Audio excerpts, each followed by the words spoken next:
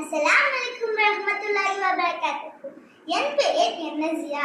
நான் யூனுஸ் நபியின் வாழ்க்கையில் நடந்த ஒரு சம்பவத்தை பற்றி தான் இன்றைக்கு நான் கூற போகிறேன்.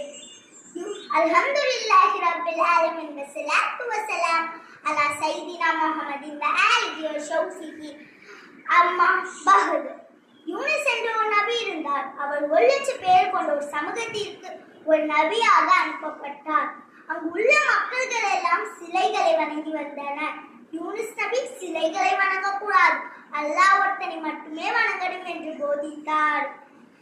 ஆனால் அந்த மக்கள்கள் எல்லாம் யூனுஸ் நபியின் போதனையை ஏற்கவில்லை. யூனுஸ் நபி, நீங்கள் சிலைகளை வணங்கினால் உங்களுக்கு பெரிய அழிவு வரும் என்று எச்சரித்து ஊரை விட்டு வெளியேறினர். ஒரு நபி ஊரை விட்டு வெளியேறணும் என்றால் அல்லாஹ்வுடைய கட்டளை வேணும். ஆனால் யூனுஸ் நபி தனது சுய முடிவில் ஊரை விட்டு வெளியேறினார்.